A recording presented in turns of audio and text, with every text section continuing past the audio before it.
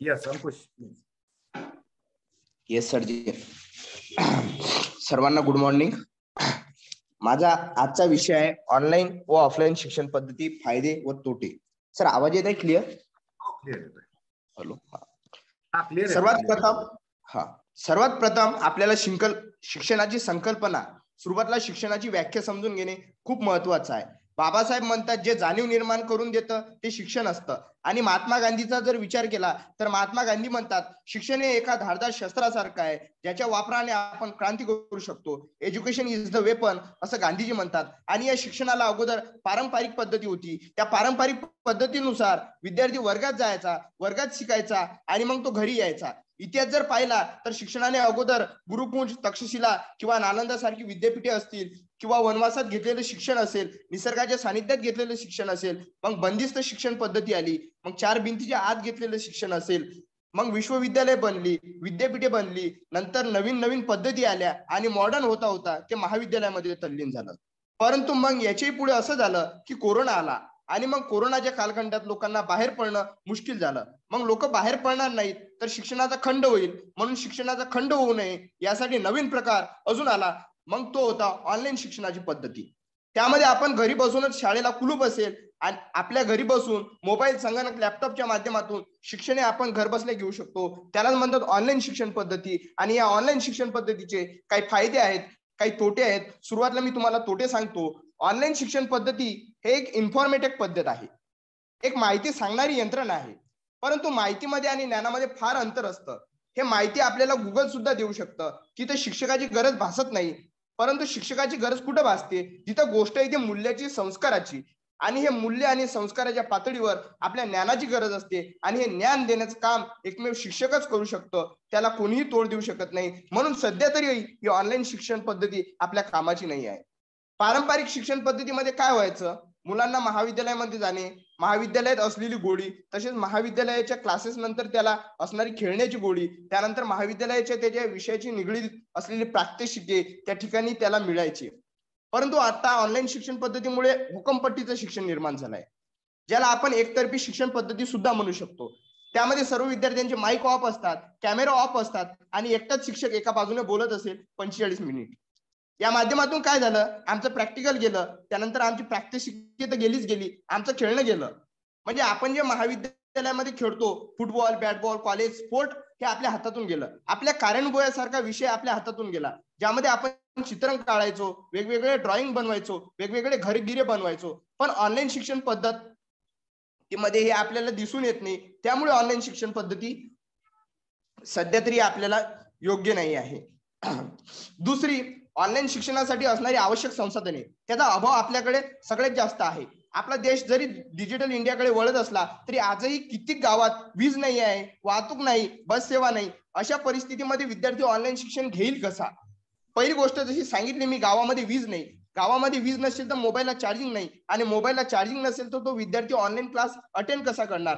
दुसरी गोष्ट, गावामध्ये टावर नाहीत. एखादा कॉल जरी करायचा असला तर त्याला गावाच्या चौकामध्ये जावं लागतं, घराच्या वरती जावं लागतं, तेव्हा त्याचा तो एक कॉल लागतो, तिथे त्याला रेंज मिळत नाही. अशा परिस्थितीत तो ऑनलाईन शिक्षण घेईल कसा? दुसरी एक गोष्ट की आपला देश अजून विकसित झालेला नाही, विकसनशील देश आहे. आजही या देशामध्ये सगळ्यात जास्त बहुजन समाज हा गरीब आहे. आणि हा एवढा गरीब आहे की प्रत्येकापाशी 15-15 हजाराचा मोबाईल नसतो, ज्याची एक वेळची जेवणाची सोय नाही, ज्याच्या हातावरती पोट आहे, दिवसभर कमावतील तेव्हा रात्री खातील. अशा परिस्थितीत ऑनलाईन शिक्षण कशा माध्यमातून घेईल? मोबाईलच्या माध्यमातून घेईल. तर त्याच्याकडे प्रत्येकाकडे मोबाईल असणे कंपल्सरी आहे. ज्याच्याकडे युनिफॉर्म घ्यायचे पैसे नाहीत तो मोबाईल कसा घेणार? आजही असा एक समाज आहे की स्वतःच्या युनिफॉर्मला ठिगळे मारून जाणारा विद्यार्थी तो 15 हजाराचा मोबाईल घेऊ शकेल का? आपल्या देशाची परिस्थिती अशी आहे, ग्रॅज्युएशन झाल्यानंतर देखील मुलांना कम्प्युटर सुरू करता येत नाही. ही परिस्थिती आज इथं दिसून येते. तर अशा परिस्थितीमध्ये तो ऑनलाईन क्लासेस कसे अटेंड करणार? त्याला कसे समजणार? अजून एक मुद्दा असा आहे, मी मगाशी सांगितल्याप्रमाणे ऑनलाईन शिक्षण पद्धतीमध्ये काय होणार आहे? फक्त घोकंपट्टी होणार आहे. मुलांचे प्रश्न सुटणार नाहीत, कारण सगळ्या मुलांचे माईक ऑफ आहेत, व्हिडिओ ऑफ आहेत. शिक्षक एकाच बाजूने बोलत आहे, त्यामध्ये अर्धे विद्यार्थी माईक ऑफ, व्हिडिओ ऑफ करून आपल्या कामाला जातात, खेळायला जातात आणि मोबाईल बाजूला ठेवून देतात. काही मुलं प्रवासात असतात, मोबाईल खिशात टाकून देतात. मास्तर त्याला काय शिकवत आहे, काय बोलत आहे हे त्याला काही शिकत नाही, काहीच समजत नाही. तिसरी गोष्ट यामध्ये नेटवर्कचा भयानक इश्यू आहे आणि ते शिक्षक काय बोलतात त्याला अर्धवट ऐकू येते आणि हे अर्धवट ज्ञान खूप धोक्याचं असते मित्रांनो. म्हणजे जी एकाग्रता आहे ती ऑनलाईन शिक्षण पद्धतीमध्ये येथे नाही. म्हणजे ज्या हातामध्ये पुस्तकाचा स्पर्श झाल्याशिवाय असं म्हटलं जातं, जोपर्यंत हाताला पुस्तकाचा स्पर्श होत नाही तोपर्यंत आपल्याला ज्ञान मिळू शकत नाही. अशा ठिकाणी मोबाईलवर आपल्याला काय मिळणार आहे. अजून एक भाग असा आहे, तुमचा क्लास 45 मिनिट चालतो, परंतु याची काय गॅरंटी आहे त्या 45 मिनिटावरती तो मुलगा होमवर्क करेल. 45 मिनिटानंतर तो मुलगा दिवसभर त्या मोबाईलवर कुठकुठले गेम खेळतो, काय खेळतो, त्याला लागणाऱ्या वाईट सवयी, सोशल मीडियाचं जाळं, त्यामध्ये असणार अल्गोरिदम ते वारंवार आपल्याला दाखवते. त्यामध्ये असणारी अस्थिरता, त्यामध्ये असणारे राजकीय वातावरण, हे सगळं समीकरण यामध्ये दिसते. त्यानंतर चित्रपट असेल, PUBG, free fire, ludo, cricket, या सगळ्यामध्ये तो हरवून जाणार नाही का, म्हणून हे ऑनलाईन शिक्षण आपल्याला सध्या तरी फायद्याचं नाही आहे. हे झाले मित्रांनो तोटे. आता मी आपल्याला सांगणार आहे फायदे.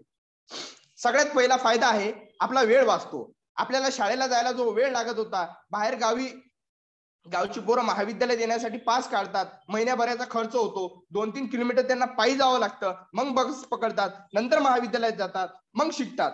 अशा विद्यार्थ्यांसाठी हे संधी आहे. या संधीचं ते सोनं करतात, घरी बसून शिकतात, त्यांचा वेळ वाचतो, त्यांचा पैसा वाचतो, वाहतुकीला आणि बसला लागणारा पैसा त्या मोबाईलच्या डेटामध्ये गुंतवतात आणि ऑनलाईन शिक्षण घेतात. दुसरी गोष्ट, ऑनलाईन शिक्षणाच्या माध्यमातून आपल्याला 21व्या शतकात जी डिजिटल क्रांती होत आहे, देशात यासाठी पूरक वातावरण या ऑनलाईन शिक्षणामुळे निर्माण होणार आहे. मुलं डिजिटली सज्ञान होतील. म्हणजे आजकालच्या मुलांना संगणकाचा बाऊ झालेला आहे, त्यामुळे या डिजिटलमुळे तो संगणकाच्या जवळ येईल, डिजिटल स्वरूपाच्या क्रांतीमध्ये सहभाग घेईल. अजून एक फायदा असा आहे, ऑनलाईन शिक्षणाच्या माध्यमातून रोजगाराच्या संधी निर्माण झाल्या आहेत. तो घर बसल्या एखादं पॉम्पलेट तयार करू शकतो, पत्रिका तयार करू शकतो, बॅनर तयार करू शकतो, तो घर बसल्या एखादं ऍप्लिकेशन बनवू शकतो. दुसरी गोष्ट, या माध्यमातून सॉफ्टवेअर डेव्हलपमेंटच्या कामामध्ये विद्यार्थी घुसू शकतात. ते वेगवेगळ्या प्रकारचे सॉफ्टवेअर डेव्हलप करू शकतात, जे सध्याच्या डिजिटल क्रांतीसाठी असणारे आणि शैक्षणिक क्रांतीसाठी असणारे आवश्यक आहेत. शिक्षणाच्या विविध पद्धती तो निर्माण करू शकतो आणि त्याला रोजगाराच्या अनेक संधी, ज्याला आपण वर्क फ्रॉम होम या नावाखाली तो मिळू शकतो. ऑनलाईनच्या माध्यमातून मोबाईलवरती लेख टाईप करू शकतात, वृत्तपत्रात टाकू शकतात, स्वतःची व्हिडिओ ते अपलोड करू शकतात. स्वतःच्या व्यक्तिमत्वाच्या विकासासाठी विविध युट्यूबचे व्हिडिओ पाहून स्वतः घडू शकतात. आणि अनेक असे मुलं आहेत ज्यांनी मोबाईलच्या भरोश्यावर लाखोची कमाई केली आहे. टिकटॉक स्टार असतील, इन्स्टा स्टार असतील, युट्यूब स्टार असतील, हे फक्त सिंगल मोबाईलवरच आहेत आणि सिंगल मोबाईलवरच लाखो रुपये त्यांनी कमावले आहेत आणि ते सेलिब्रिटी झाले आहेत. म्हणजे स्वतःच्या कलागुणांना जेव्हा स्टेज मिळत नाही, तेव्हा घरी बसून मोबाईलच्या माध्यमातून स्वतःचा स्टेज आपण मिळवू शकतो. महाविद्यालयामध्ये ठराविक लेवलला, जिल्हा पातळीवर, तालुका पातळीवर कॉम्पिटिशन खेळतो, पण आपण ऑनलाईनच्या माध्यमातून जगाच्या पातळीवर स्पर्धा करू शकतो मित्रांनो, आणि स्वतःची लेवल वाढवू शकतो. यामध्ये आणखी एक असा फायदा आहे, या ऑनलाईन क्षेत्रामध्ये आपण कोणत्या लेवलला आहोत हे लेवल माहिती पडते. नाहीतर आपण वर्गामध्ये किती हुशार आहोत याच्यामध्ये आपण छाती ठोकून पूर्ण महाविद्यालयामध्ये चालतो, पण ऑनलाईन क्षेत्रामध्ये आपण जर गेलो तर आपल्याला किती स्पर्धा आहे, या स्पर्धेमध्ये आपले स्थान काय आहे, आपली लेवल काय आहे, आपली वैचारिक लेवल वाढवण्यासाठी ही ऑनलाईन पद्धत अतिशय महत्वाची आहे. असे फायदे आपल्याला इथे दिसून येतात. एवढे बोलून थांबतो. आयोजकांनी मला इथं बोलण्याची संधी दिली. ज्ञानज्योती एज्युकेशन आणि नेहरू युवा केंद्राचे मी मनापासून आभार मानतो. थँक्यू. अंकुश, थँक्यू. खूप छान पद्धतीने सांगितलं तू. आता आपले लास्ट पार्टिसिपंट